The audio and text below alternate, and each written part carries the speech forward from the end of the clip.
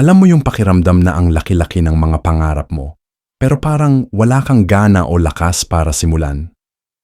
Parang araw-araw mo na lang sinasabi, bukas na lang ako magsisimula. Pero ang totoo, yung bukas na yon, hindi talaga dumarating.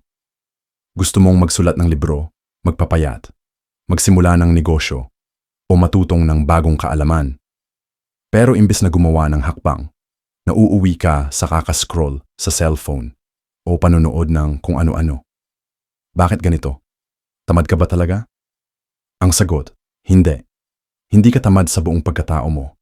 Minsan, masyado lang malaki o komplikado ang gusto mong simulan. At kapag ganun, ang utak natin, likas na iwasan ng mahirap. Pero heto ang magandang balita. Hindi permanente ang katamaran. Isa lang siyang ugali.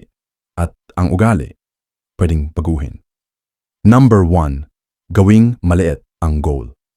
Isa sa mga dahilan kung bakit tayo natatakot magsimula ay dahil ang goal natin masyado nang malaki.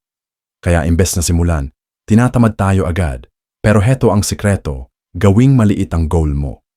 Kung gusto mong magsulat ng libro, huwag mo munang isipin ang 200 pahina. Isang pangungusap lang muna. Gusto mong matuto ng gitara? Isang chord lang.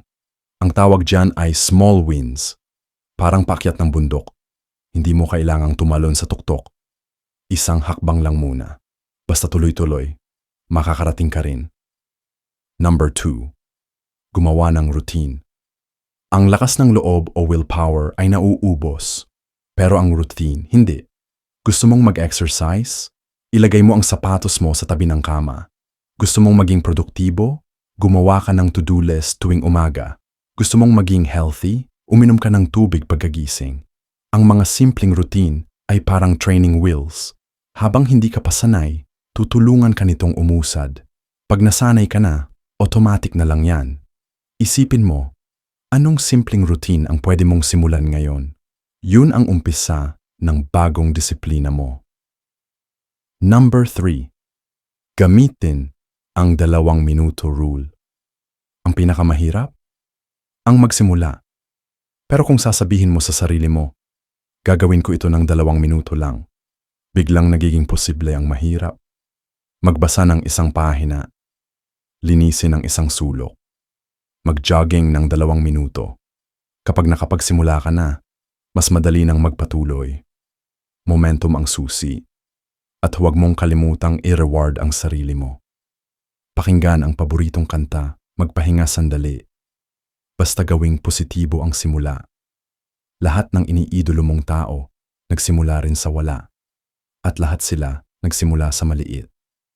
Isipin mo ang pangarap mo na parang maliit na apoy. Bawat aksyon mo, kahit gaano kaliit, gatong yan.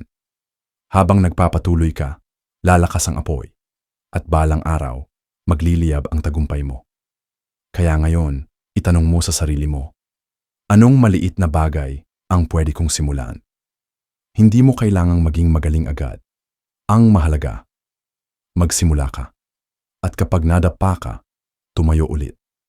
Dahil ang pagkatalo ay hindi wakas. Bahagi ito ng paglalakbay.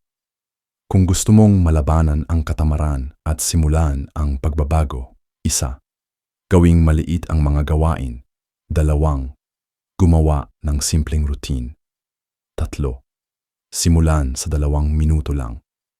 Huwag mong hintayin ang perpektong oras. Ngayon na ang tamang panahon.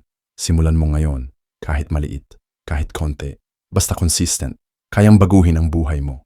Kung nagustuhan mo ang motivational na video na ito, please subscribe para updated kayo sa mga motivational lesson sa Pulse of Stoicism. Salamat!